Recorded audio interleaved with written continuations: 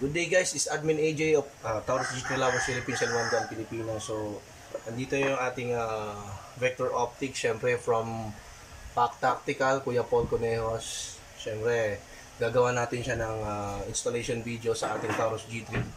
So, meron tayong nakakabit ngayon na 3G-Con RMR. So, tatanggalin natin siya. So, make sure lang natin guys na yung ating chamber. So, disclaimer lang this is a real gun. So, purchased legally. And syempre, may lisensya rin yung may-ari. So, ginagawa lang natin to is for educational purposes kung paano mag-install ng ating red dot. So, clear yung ating chamber. Pwede natin yung slide.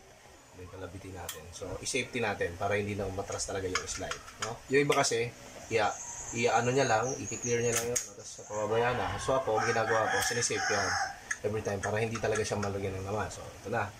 Matatanggalin natin itong ating 3G-Con RMR with this 4mm hexagonal screwdriver or ano yata ito Allen wrench. Okay. Tatanggalin natin sa 3G-Con. Ito guys, madali lang to kasi pwede namang gawin. Ang medyo complicated lang sa atin yung pag-searod. So, mamaya i-discuss ko rin sa inyo guys kung paano mag-searod nito. Kaya may naka-prepare tayong laser bore sighter. In secondary, after the laser bore sighter, mag-actual tayo sa range, no? So, yun ang maganda. Pero sa bore sighter, konti na lang adjustment ko. So, natanggal na si 3G-Con RMR. So, itong ating base plate is from, in order natin online, this is a universal base plate from Maguruwi. So, may RMR na siya, may footprint siya ng RMR, may footprint ng Venom. So, hindi ka na maghahanap pa ng iba ng, all-in-one. So, universal. So, napakaganda yan. So, masyado siyang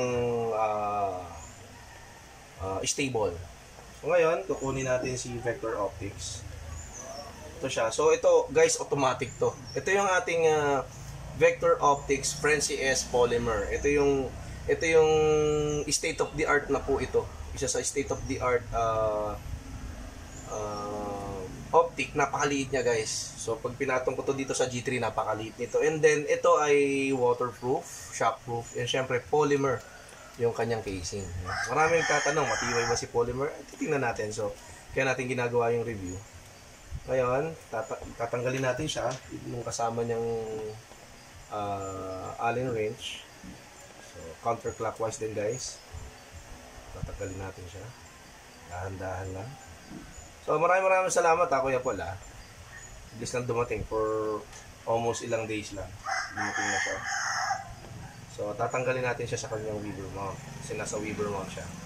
So, guys, kung may nagtatanong kung ano ba yung saan ba pwedeng gamitin itong weaver mount. Yung weaver mount natin is ginagamit po ito sa mga rifle. No? Tatago natin siya. Yan, may kasama pala siyang rubber sa ilalim. Okay. Si Vector. So, may rubber pala talaga siya. Then, lalagay tayo ng stopper. Ipunin natin yung stopper dito sa ating tingnan natin guys. Dito yan So, pinrepare ko na siya. So, ito kasing universal natin, mount natin. May mga to dito. So, takpan muna natin siya. May mga stopper siya. So, may mga corresponding holes yan. Yan lalagyan natin. Guys, PDP. Nasaan kaya siya? Nasaan na siya?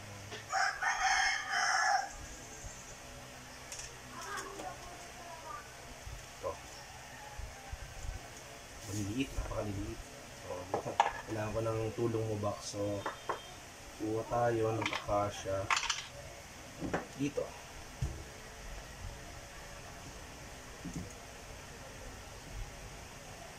So guys, pag nilagyan natin siya nito, mas stable yung ating optic, hindi siya iikot or whatever na movement pwedeng mangyari sa kanya while we fire our firearm. Syempre, napakaano kasi ng impact napakalakas ng ano niyan, yung sipa ng barrel pag once na ating Wala ko makasya.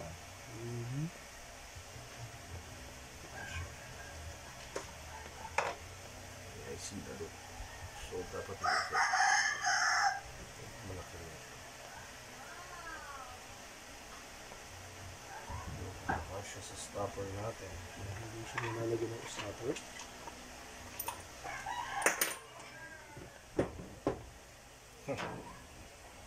So,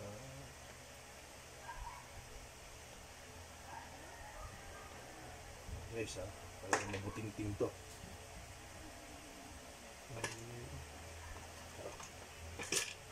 So, check ulit.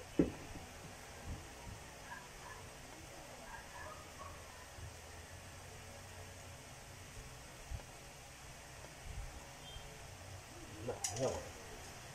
Pwede rin sigurong hindi. Pero mas maganda meron.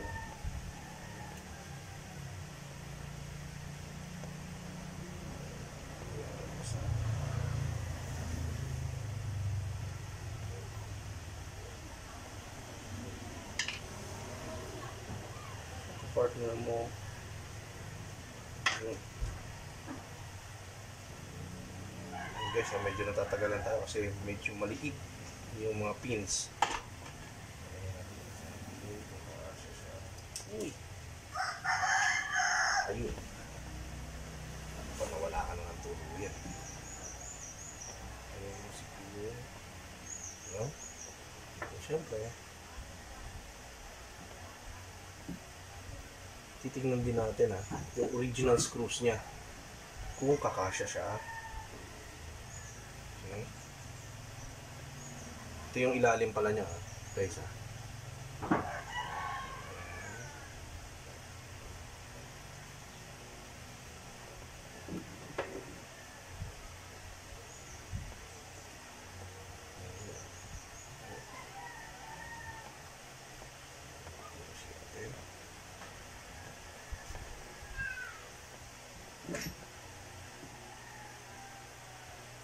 talaga. So, hindi siya kakasya doon. Okay, tanggalin natin yung pin. Ulit. So, dapat pala, diretso na siya. Ayan siya, guys, napakaliit talaga. So, pag pinatong natin siya sa... Tingnan muna natin yung libre niyang screw kung kakasya dito sa ating plate. Kasi mahirap na po kung tayo mag-a-adjust. Yun pala hindi siya yung thread. So, gagamitin natin yun yung kay 3G Code. Ang tanong, meron tayo na thread.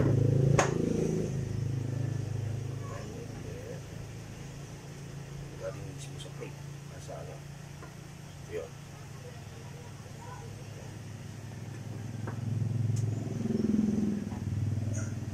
It's combination talaga ng maraming screw. So, ako, usually guys, gumagamit ako ng magnet para hindi talaga mamulalan.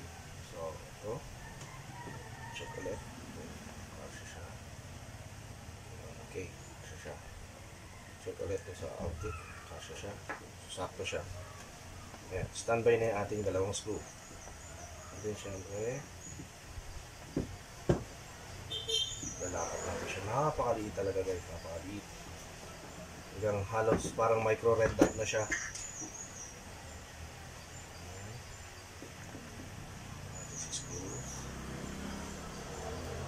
Hindi na kumibalay si rubber. Kasi may rubber siya guys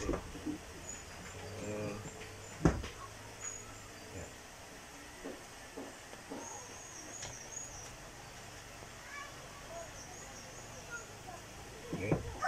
So guys, ito, kung nagtatanong, admin agent, dapat ba lagyan natin ng thread locker? Ako, gumagamit talaga ako ng thread locker. So this is MLOK 71. Para siyang 242 ng ating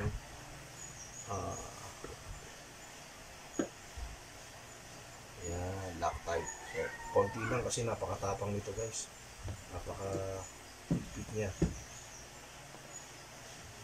Lagyan natin yung thread. Konti. Kay red dot.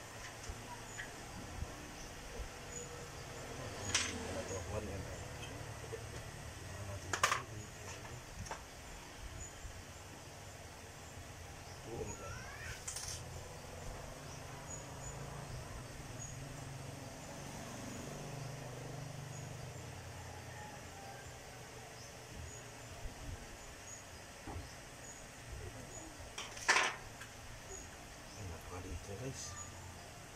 So, ano mo, kako-witness ka. Napakaliit niya. Ginamit natin. Test this. Okay. This is a 2 mm hexagonal screwdriver. Parang sa site ng G3 natin. Kasi yung pangpihit ng site ng G3 natin is 2 mm. Kita na natin siya. Yes. Ito isa.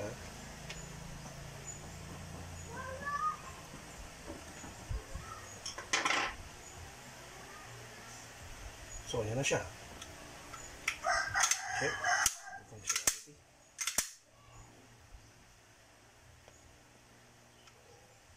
Lagay ko naman, hindi nagagalaw.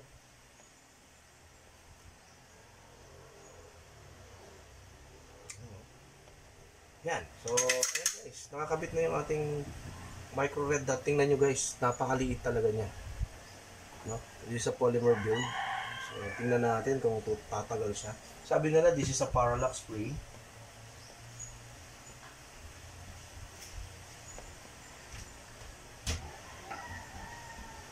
Parallax nga siya. Hindi gumagalaw yung dot niya. So, parallax spray dot. It's a polymer build. So, talagang tingnan nyo naman guys. Talagang nalibago ako. Napakaliit. So, maraming salamat Paul Conejo sa Pack Tactical. Siyempre, Reloader Gun Starok for the G3. Maraming salamat. So, shoutout pala sa ating gun community. Lalong-lalo na sa One Gun Pilipinas, Downrange Daddy. Siyempre, ang ating Revolver Pistol Owners Philippines, ang ating mga kasama dyan, Danny Flores, Kuya Sherwin Baluyat, may bagong baril ka na naman. Mark Morales, siyempre, Jonathan Di Makulangan. Yan ha. So, maraming salamat sa lalo na Kuya Paul. Tingnan nyo naman ang ating Vector Optics mula sa ating Pack Tactical. Maraming salamat. Mabuhay po ang gun community. Ingat po sa labas. This is Admin AJ signing off.